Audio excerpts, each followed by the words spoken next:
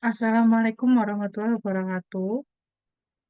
Berikut saya akan mempresentasikan tentang implementasi fungsi manajemen di UMKM. Sebelum itu, perkenalkan nama saya Putri Alifatul Islamia 2302020001 dari Prodi Manajemen. Apa itu implementasi? Implementasi secara umum adalah kebijakan yang mengacu pada tindakan individu, kelompok, atau pemerintah dalam lingkungan tertentu, dalam kaitannya dengan hambatan tertentu, sambil mencari peluang untuk mencapai tujuan yang diinginkan, sehingga tujuan itu tercapai. Sedangkan implementasi di dalam manajemen adalah dengan melaksanakan fungsi-fungsi manajemen, yaitu merencanakan, mengorganisir, mengkoordinasikan, dan mengendalikan. Fungsi-fungsi manajemen. Fungsi manajemen itu ada empat, yaitu merencanakan. Apa sih merencanakan itu? Merencanakan adalah menetapkan tujuan dan memutuskan bagaimana mencapainya. Sedangkan apa mengorganisir itu? Mengorganisir adalah mengatur tugas, orang, dan sumber daya lain untuk menyelesaikan pekerjaannya. Sedangkan apa sih mengkoordinasikan itu? Mengkoordinasikan adalah cara untuk memotivasi, mengarahkan, dan sebaliknya mempengaruhi orang untuk bekerja keras untuk mencapai tujuan organisasi. Sedangkan mengendalikan adalah sebagai pemantauan kinerja membandingkan dengan tujuan dan mengambil tindakan yang korektif.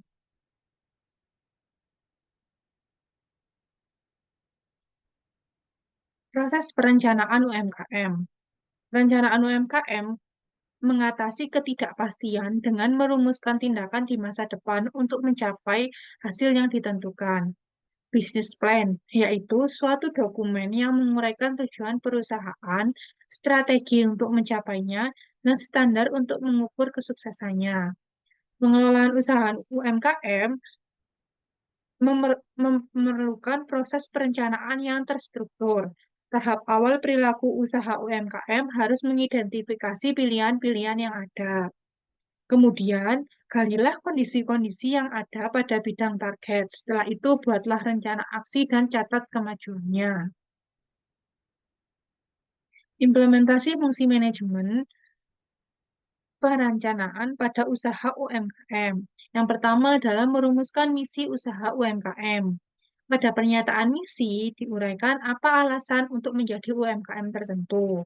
Yang kedua adalah menentukan visi UMKM. Pernyataan visi UMKM menunjukkan beberapa ciri yang jelas agar karyawan memahami pernyataan visi tersebut. Visi tentu memuat harapan masa datang yang sangat kita inginkan. Yang ketiga, merencanakan strategi. Perencanaan strategi ini, perusahaan menentukan sasaran jangka panjang, yaitu menjelaskan sasaran pada 5 tahun ke depan. Implementasi fungsi manajemen perencanaan pada usaha UMKM yang keempat adalah menyusun perencanaan taktik. Perencanaan taktik ini menentukan kontribusi tiap bagian atau unit kerja dengan menggunakan sumber daya yang ada untuk satu periode. Yang kelima ada perencanaan operasional.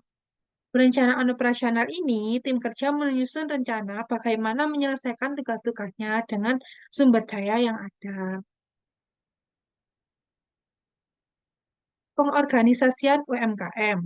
Fungsi organizing manajemen dalam UMKM merupakan proses untuk memastikan kebutuhan manusia dan fisik setiap sumber daya tersedia untuk menjalankan rencana yang mencapai tujuan organisasi. Itu menurut Sanjaya dan Nuratama pada tahun 2021.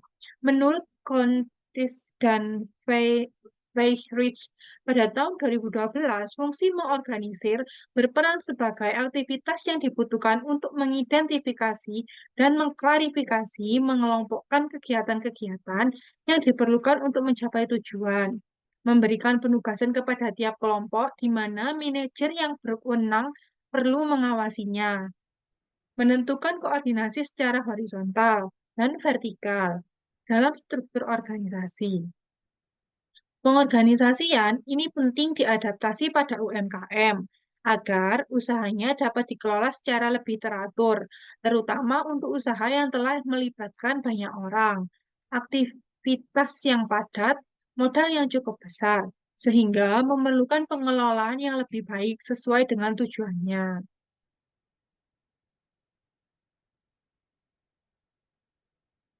Dasar untuk merancang struktur organisasi. Yang pertama adalah spesialisasi kerja. Struktur organisasi berdasarkan spesialisasi kerja dapat dilakukan menurut keahlian. Yang kedua ada departementalisasi. Kegiatan kerja yang umum dikelompokkan agar mudah mengkoordinirnya dengan pola departementalisasi. Departemental, departementalisasi dapat dilakukan berdasarkan fungsi produk, pelanggan, wilayah maupun proses. Yang ketiga ada otoritas dan tanggung jawab. Otoritas menunjukkan hak melekat pada level manajerial untuk memberikan instruksi dan untuk dipatuhi.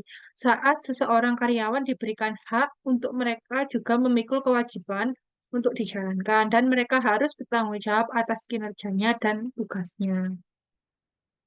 Yang keempat ada rentang pengendalian. Rentang kendali lebih bersifat kontingen. Manajer yang mempunyai karyawan terlatih 43 dan berpengalaman dapat diberikan rentang fungsi yang lebih luas. Yang kelima ada sentralisasi dan desentralisasi. Hal ini bukan konsep terpisah, namun seberapa jauh tingkat desentralisasi atau sentralisasinya, dengan kata lain tidak ada organisasi yang sepenuhnya terdesentralisasi atau tersentralisasi. Manajer dapat memilih hal tersentralisasi atau desentralisasi yang dapat membuatnya mampu menerapkan keputusan-keputusan terbaiknya dan mencapai tujuan-tujuan organisasi. Yang keenam ada formalisasi. Hal ini mengacu pada bagaimana standar pekerjaan, organisasi, dan sejauh mana perilaku karyawan dipandu oleh aturan dan prosedur. Kinerja organisasi UMKM tergantung pada budaya organisasi, struktur organisasi, dan sumber daya manusianya yang bekerja sama untuk menjalankan strategi. Itu menurut Kniki Soknet pada tahun 2022. Struktur organisasi UMKM hendaklah disusun berdasarkan pola mana yang paling kondusif untuk mencapai tujuan organisasinya. Ini saya mengambil contoh UMKM usaha kafe dan resto. Struktur organisasinya disesuaikan dengan kebutuhan. Pada usaha sederhana, pemilik usaha membawai langsung manajer kafe. Sedangkan manajer kafe membawai supervisor bagian pelayanan, supervisor bagian kasir dan keuangan, supervisor bagian kafe dan dapur. Bagian pelayanan atau waiters terdiri dari pelayan kebutuhan pesanan tamu atau pelanggan. Bagian kasir dan keuangan terdiri dari staf kasir atau staf pembukuan. Sedangkan bagian chef dan dapur meliputi chef, cook helper yang membantu penyiapan racikan menu masakan sesuai pesanan di dapur kerja. Fungsi leading di UMKM. Leading atau kepemimpinan dikaitkan dengan pelaksanaan otoritas dan pembuatan keputusan. Pada kepemimpinan terdapat fungsi penggerakan yang mempengaruhi orang-orang agar bersedia mengikuti perintahnya, membuat seseorang dengan senang hati melakukan sesuatu lebih baik, mendapatkan dan memelihara loyalitas pada atasan, menanamkan rasa tanggung jawab seseorang pada bidangnya. Sanjaya dan Nuratama pada tahun 2021. Untuk memahami kepemimpinan dalam organisasi tidak lepas dari perilaku organisasional itu sendiri. Perilaku organisasional memandang perilaku individual, perilaku kelompok, dan aspek organisasional yang berkaitan dengan kepemimpinan perilaku individual seperti sikap, personality, persepsi, pembelajaran, motivasi. Sedangkan perilaku kelompok termasuk norma, peran-peran, tim, kepemimpinan, dan konflik. Perilaku organisasional adalah untuk menjelaskan dan memprediksi serta mempengaruhi perilaku. Kemampuan dan keahlian yang harus dimiliki oleh pemimpin menurut Kenichi dan Soknet, yaitu kemampuan kognitif. Kemampuan ini diperlukan untuk mengidentifikasi masalah dan penyebabnya pada situasi yang cepat berubah. Yang kedua ada keahlian bisnis. Hal ini untuk memaksimalkan pemanfaatan aset organisasi. Yang ketiga ada keahlian interpersonal. Keahlian ini perlu untuk memengaruhi dan meyakinkan orang lain. Yang keempat ada keahlian konseptual. Hal ini perlu untuk menjalankan visi dan misi yang telah dibuat. Pemimpin atau wirausahawan yang berhasil memiliki kemampuan sebagai pemimpin, sehingga dapat mengarahkan aktivitasnya untuk menjalankan strategi mencapai tujuan organisasinya. Kepemimpinan manajerial mencakup baik untuk mempengaruhi para bawahan, untuk menginternalisasi, dan berpegang pada sekumpulan tujuan bersama, dan memfasilitasi kerja kelompok dan individu yang diperlukan untuk menyelesaikan tujuannya. Kata mempengaruhi merupakan bagian dari leadership, sedangkan kata memfasilitasi bagian dari kata manajerial. Itu menurut Kenichi dan Soknet pada tahun 2022. Berikutnya adalah fungsi controlling di UMKM. Fungsi manajerial dari controlling adalah pengukuran dan koreksi kinerja untuk memastikan bahwa tujuan UMKM dan rencana yang disusun untuk mencapainya terselesaikan. Pengendalian atau pengawasan adalah untuk memastikan seluruh rangkaian aktivitas yang sudah dirancang, diorganisir, dan diterapkan dapat berjalan sesuai dengan yang diinginkan. Meskipun perubahan-perubahan yang terjadi dalam lingkungan bisnis itu terjadi, pengendalian controlling memberikan hubungan kritikal kembali ke perencanaan. Jika manajer tidak mengontrol, maka mereka tidak punya cara untuk tahu apakah rencana dan tujuannya telah tercapai dan apa tindakan mendatang yang akan diambil. Nah, ini berikut grafiknya. Hubungan perencanaan sampai controlling bersumber dari Robin et al. Pada tahun 2013, yaitu ada perencanaan. Di dalam perencanaan itu ditentukan tujuan, sasaran, strategi, dan rencana. Habis dari perencanaan, berikutnya adalah organizing. Organizing itu ada struktur manajemen SDM. Dari struktur organizing, kita ke leading. Leading itu adalah memotivasi, leadership, komunikasi, perilaku, individu atau kelompok.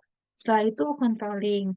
Controlling itu ada standar, pengukuran, perbandingan, dan tindakan. Dan itu akan kembali lagi ke perencanaan. Jadi itu akan terus berputar. Proses pengendalian dasar menurut Cons dan Weyrich pada tahun 2012 mencakup tiga tahap, yaitu menetapkan standar. Karena rencana adalah tolak ukur yang digunakan manajer untuk merancang pengendalian. Maka tahap pertama dalam proses pengendalian adalah menetapkan rencana pengendalian. Jika rencana berbeda-beda, kedalaman dan kompleksitasnya, maka ditetapkan standar yang khusus. Mengukur kinerja. Pengukuran kinerja dilakukan menggunakan standar untuk dasar mengetahui ada atau tidak adanya penyimpangan. Yang ketiga ada koreksi penyimpangan. Jika kinerja diukur dengan tepat, maka lebih mudah melihat penyimpangan itu.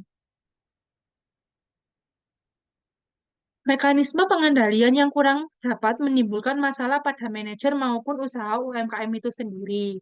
Jika perencanaan untuk tujuan pengendalian tidak dilakukan dengan baik, dan pengusaha UMKM kurang menyadari pentingnya perencanaan untuk usahanya agar usaha mereka bisa pada posisi memperbaiki penyimpangan yang terjadi dari rencana. Maka permasalahan akan sering muncul. Itu menurut Dumbu dan Candamoyo pada tahun 2012. Lebih jauh menurut Dumbu dan Candamoyo, problem yang kerap ada pada UMKM adalah kurangnya pengetahuan manajerial dari pengusaha UMKM tersebut. Alasan mengapa pengendalian atau pengawasan diperlukan menurut Kenichi dan Soknet pada tahun 2022, yaitu pertama, untuk menyesuaikan pada perubahan dan ketidakpastian, kita menyadari bahwa pasar dapat berubah serta konsumen berubah, pesaing baru bermunculan, teknologi baru terus berkembang, bahan baku baru ditemukan, regulasi pemerintah dapat berubah. Oleh karena itu, sistem pengendalian dapat membantu manajer untuk mengantisipasi, mengamati, dan bereaksi atas perubahan yang terjadi. Yang kedua, itu untuk mencari kejanggalan dan kesalahan-kesalahan, masalah kecil bisa berkembang menjadi besar jika tidak diperhatikan. Misalnya biaya over budget, kesalahan pembukuan, dan itu mungkin bisa terjadi. Dan jika pada jangka pendek itu bisa ditoleransi, namun tidak untuk jangka panjang.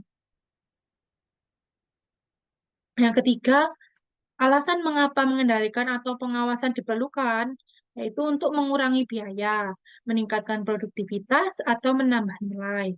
Sistem pengendalian bisa mengurangi biaya upah, menghapus waste, maupun dapat meningkatkan siklus hasil produksi.